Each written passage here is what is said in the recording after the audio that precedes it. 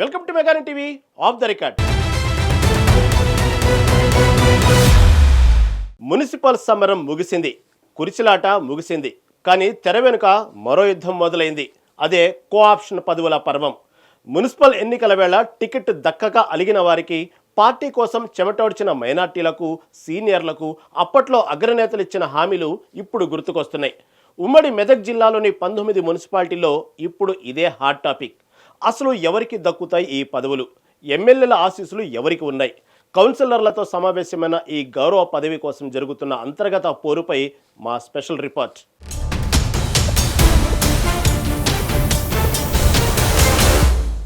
Municipal ఎన్నికల ఫలితాలు వచ్చి కొత్త పాలక వర్గాలు బాధ్యతలు స్వీకరించిన వేళ ఇప్పుడు ద్వితీయ శ్రేణి నాయకత్వంలో ఉత్కంఠ నెలకొంది.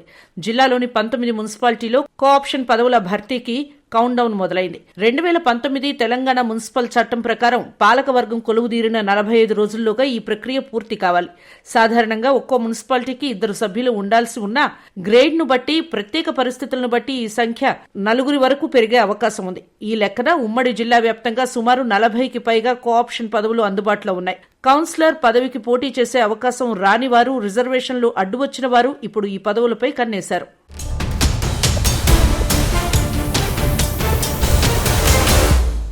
మున్సిపల్ ఎన్నికలు ముగిశాయి, కొత్త పాలక వర్గాలు కొలువుదీరాయి. ఇక ఇప్పుడు అందరి దృష్టి కోఆప్షన్ పదవులపై పడింది. రిజర్వేషన్ అనుకూలించక కౌన్సిలర్ పదవికి పోటీ చేసేందుకు అవకాశం కోల్పోయిన నాయకులు కోఆప్షన్ పదవులపై కన్నేశారు. 2019 తెలంగాణ మున్సిపల్ చట్టం ప్రకారం ఆయా మున్సిపాలిటీల్లో గ్రేడ్లను బట్టి 2 నుంచి 4 కోఆప్షన్ సభ్యులను నియమిస్తారు. కోఆప్షన్ సభ్యత్వం కోసం అందిన దరఖాస్తులను బట్టి వారి అర్హత, అనుభవాలను దృష్టిలో పెట్టుకుని కౌన్సిల్ ఆమోదంతో నియామకపు ప్రక్రియను పూర్తి చేస్తారు. వాస్తవానికి ఒక్కో మున్సిపాలిటీకి 2 మాత్రమే కోఆప్షన్ సభ్యులు ఉండాల్సి ఉన్నా కొన్ని ప్రత్యేక పరిస్థితుల్లో మాత్రమే 2 కంటే ఎక్కువ మంది అవకాశం కల్పిస్తారు. కౌన్సిలర్ హోదాతో సమానమైన కోఆప్షన్ కోసం మైనార్టీలు, మహిళా నేతలు ఎక్కువగా పోటీ పడుతున్నారు.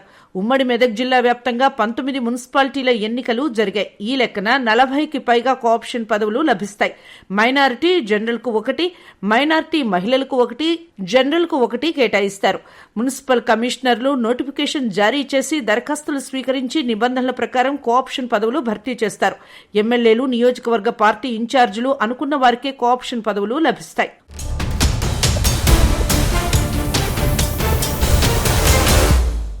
మున్సిపల్ ఎన్నికల సందర్భంగా టికెట్ రాని మైనార్టీ నేతలు, మహిళా నేతలకు కోఆప్షన్ సభ్యులుగా అవకాశం కల్పిస్తామని ఆయా ప్రాంత ఎమ్మెల్యేలు హామీలు ఇచ్చి పోటీ నుంచి విరమింపజేశారు. వీరంతా ఇప్పుడు కోఆప్షన్ పదవులపై దృష్టి సారించారు.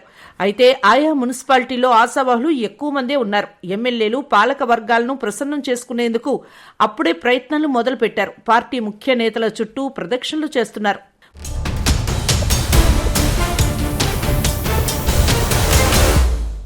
మున్సిపల్ పరిపాలన సజావుగా, సమర్థవంతంగా సాగటానికి పట్టణాలను సమగ్రంగా, వేగంగా అభివృద్ధి చేసేందుకు కోఆప్షన్ సభ్యులను నియమిస్తారు. ఒక్కో మున్సిపాలిటీలో 2 జనరల్, మరో 2 మైనారిటీలకు అవకాశం కల్పిస్తారు.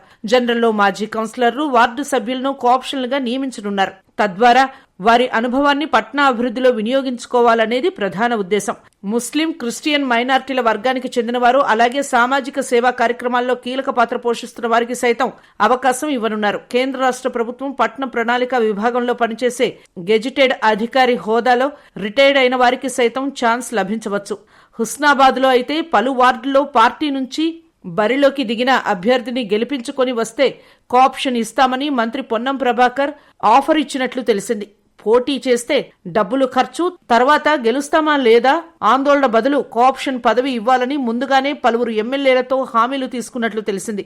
ఆశావాహులు మాత్రం నియోజకవర్గ, జిల్లా స్థాయి నేతలను కలుస్తూ కోఆప్షన్ పదవిని కేటాయించాలని కోరుతున్నారు.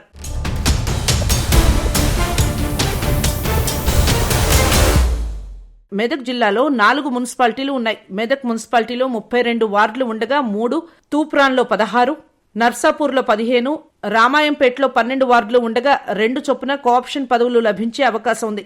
మెదక్, రామాయంపేట, నర్సాపూర్లో కాంగ్రెస్ పాలక వర్గాలు కొలువుదీరాయి. ఈ మేరకు ఆయా చోట్ల కోఆప్షన్ పదవుల కోసం ఆశావాహులు ఎమ్మెల్యే రోహిత్ రావు, మాజీ MLA Hanumantharao, DCC president Anjaneyulu Goud, Narsapur segment Congress incharge Rajireddy ద్వారా ప్రయత్నాలు చేస్తున్నారు. తూప్రాన్లో బీఆర్ఎస్ పాలకవర్గం కొలువుదీరగా గజ్వేల్ నియోజకవర్గ పార్టీ ఇన్ఛార్జి ప్రతాప్ రెడ్డి ద్వారా ఆ పార్టీ నాయకులు కోఆప్షన్ పదవుల కోసం ప్రయత్నాలు మొదలుపెట్టారు.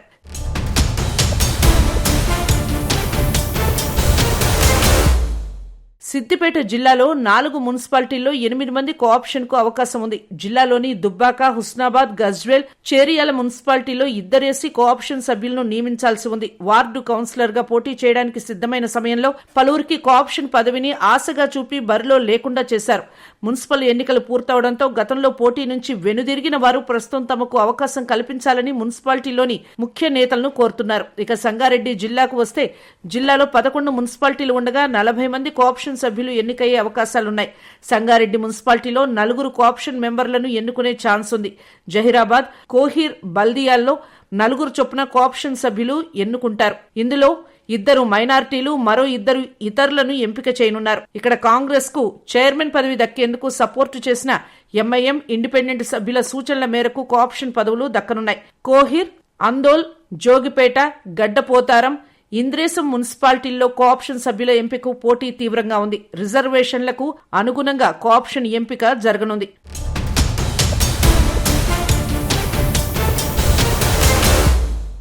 నోటిఫికేషన్ రాకముందే తమ సీట్లను రిజర్వ్ చేసుకోవాలని నేతలు తహతహలాడుతున్నారు.